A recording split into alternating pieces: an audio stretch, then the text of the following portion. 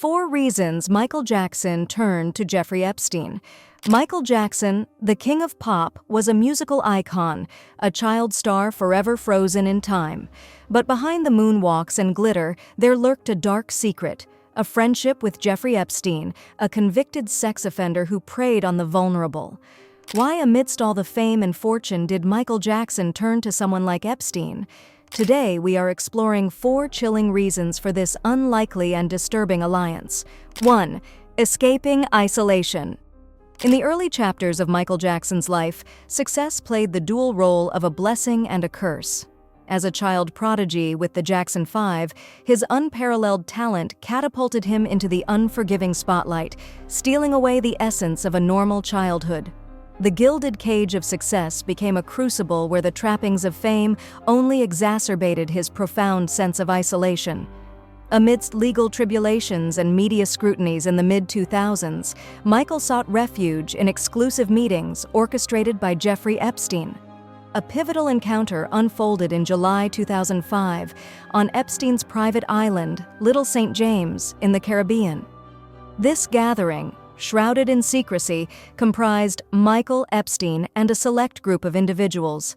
Epstein, leveraging his influential connections, had meticulously arranged this meeting to offer Michael respite from the relentless public gaze. The backdrop of the meeting was marked by Michael's ongoing legal battles, notably the highly publicized child molestation trial that concluded in June 2005. In search of solace, Michael was enticed by Epstein's promises of seclusion and sanctuary. The setting, Little St. James, served as the canvas for a conversation delving into Michael's yearning for escape. With smooth words and enticing propositions, Epstein painted a picture of a haven away from the prying eyes of the world. Discussions revolved around Michael's desperate need for privacy and the toll of constant media attention. Quotes attributed to Epstein during this meeting underscore his understanding of Michael's yearning for anonymity. He allegedly said, "In this private oasis, you can be just Mike again, away from the suffocating world of fame." These words resonated with Michael, fueling his desire for a return to some semblance of normalcy. Little did Michael know he was stepping into the dark. The consequences of this meeting extended far beyond the immediate context, marking the inception of a deeper entanglement between Michael and Epstein. The illusion of sanctuary, artfully provided by Epstein, ultimately ensnared Michael in a web of manipulation and control, with repercussions echoing throughout the final years of his complex life. As the sun dipped below the horizon on Little St. James on that fateful day in 2005, the shadows of secrecy deepened, setting the stage for a tragic alliance that would forever alter the narrative of Michael Jackson's already intricate life. 2. Seeking the familiarity of pain. Michael Jackson's life was etched with a haunting shadow from his earliest years, marked by the abusive hands of his father, Joe Jackson. The scars, both physical and emotional, ran deep, leaving an indelible mark on Michael's extraordinary talent and success. In 2008, against the backdrop of Michael's tumultuous personal life and ongoing legal battles, a significant meeting unfolded at Jeffrey Epstein's opulent New York mansion in March. This meeting, orchestrated by Epstein, aimed to deepen the bond between him and Michael.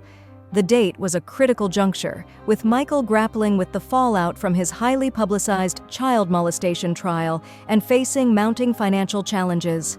Epstein's luxurious mansion on East 71st Street set the stage for an atmosphere of exclusivity and confidentiality, providing the backdrop for an intimate exchange.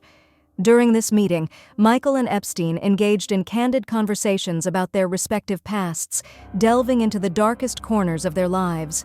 The exchange of stories created a warped sense of camaraderie rooted in shared pain. Epstein, a master manipulator, skillfully guided the conversation, emphasizing the shared experiences of trauma that defined their journeys. Epstein allegedly remarked, "We've both faced the shadows of our pasts, Michael. Our pain has been a silent companion throughout our lives." These words resonated with Michael, who, scarred by the tumultuous relationship with his father and relentless media scrutiny, sought solace in the perceived understanding offered by Epstein. As the evening unfolded in the opulent surroundings of Epstein's mansion, the meeting became a pivotal moment in solidifying their codependency.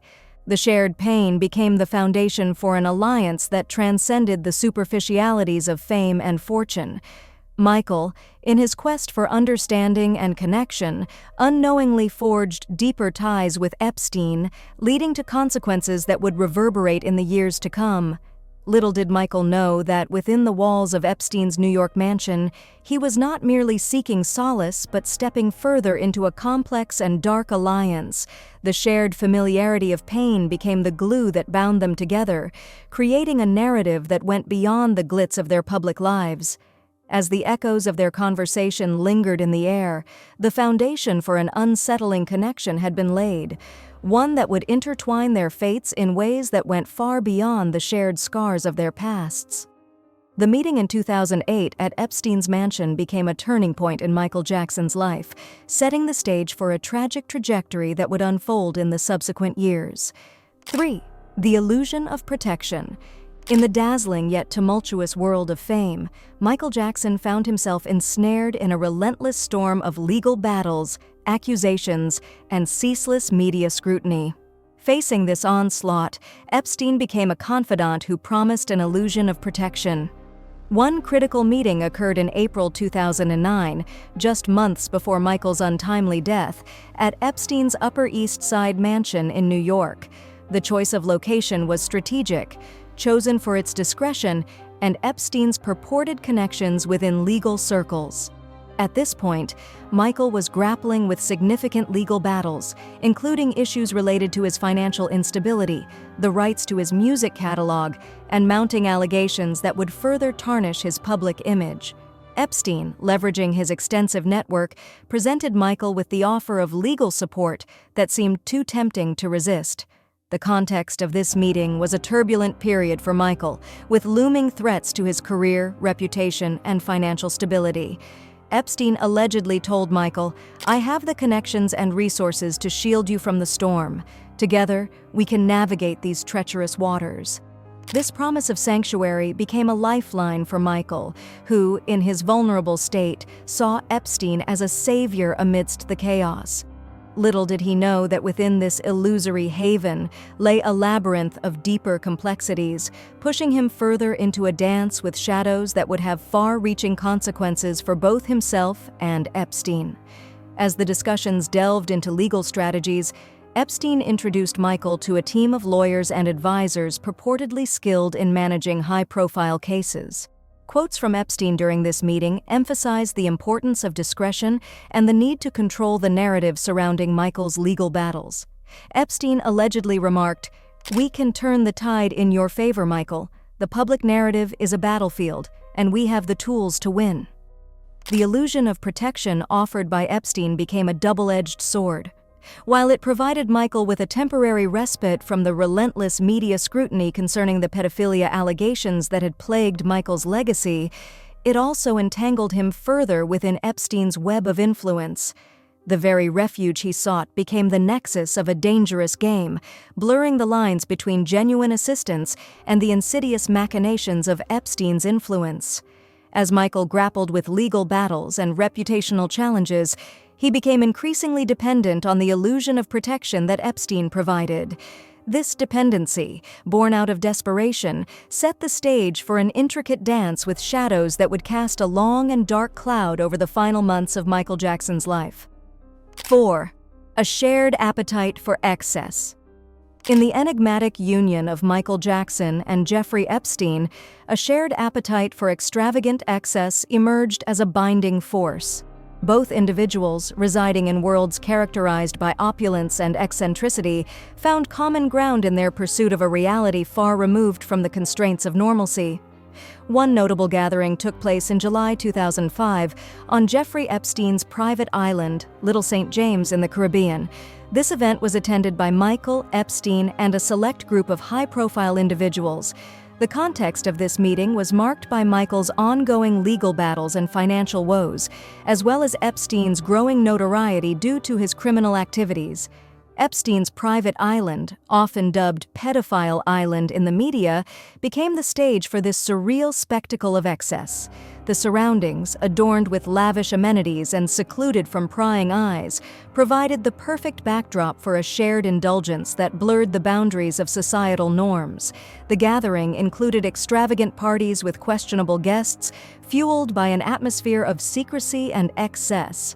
Epstein, with his expansive fortune, spared no expense in creating an environment where the consequences of their actions seemed distant. Michael, enticed by the allure of this alternate reality, found himself drawn into a world where boundaries blurred and the pursuit of pleasure knew no bounds. Quotes attributed to Epstein during this event hinted at the shared appetite for excess. He allegedly remarked to Michael, "In here, we can escape the judgments of the world. Let the ordinary live within their limits. We transcend them." The words resonated with Michael, who, amid the unbridled chaos of his personal and professional life, sought refuge in the unrestrained pursuit of pleasure. As the night unfolded on Little St. James, Michael and Epstein became entwined in a dance of hedonism, the consequences of their shared pursuits becoming secondary to the intoxicating allure of a reality untethered from the norms that governed ordinary lives. The parallels between Neverland and Epstein's private island became increasingly evident. Both were extravagant retreats that served as playgrounds for the wealthy, where boundaries between fantasy and reality were blurred in deliberate and premeditated ways. The shared appetite for excess wove a dark thread through their connection, leading them down a path where the consequences of their actions became secondary to the intoxicating allure of a reality that transcended societal norms. We may never know the true extent of the conversations they shared, the plans, activities, or even crimes that took place, or who else was implicated. Little did Michael and Epstein realize that within this shared pursuit of the extraordinary, they were weaving a narrative that went beyond the glitz of their lives, leaving behind a legacy tainted by the consequences of their mutual indulgence. As we peel back the layers of Michael Jackson's alliance with Jeffrey Epstein, specific incidents and dates reveal a complex narrative that transcends the glitz of fame. The uncomfortable truth demands scrutiny not just of Epstein's actions, but of Michael's role in this dark alliance. The shadow of Epstein's demons casts a long and chilling touch on Michael Jackson's legacy, forever tainted by their association. In June 2009, just weeks before Michael's death, controversy surrounding his apparent scandals relating to pedophilia intensified. The overlap of these scandals with his association with Epstein added a layer of discomfort to their alliance. The media scrutiny reached its peak during Michael's trial, where he faced allegations of child molestation. Quotes from Epstein during this time emphasized the need for strategic damage control, with Epstein allegedly stating, "We must control the narrative to protect both our legacies." The discomfort lies not only in unraveling the intricacies of their alliance, but in acknowledging the broader societal issues that it reflects. The entanglement of two prominent figures in a web of exploitation and excess prompts us to confront power dynamics, manipulation, and the dark corners of privilege. The uncomfortable truth challenges us to navigate the shadows with empathy and resilience, recognizing that even those seemingly untouchable can be ensnared by the machinations of individuals like Epstein. Michael Jackson's legacy is forever tainted by his relationship with Jeffrey Epstein. The interconnection stands as a cautionary tale of manipulation, isolation, and the allure of the dark side. As we continue to grapple with these continuously emerging truths, one thing is clear: Jeffrey Epstein's demons cast a long shadow, and even the king of pop wasn't immune to their chilling touch.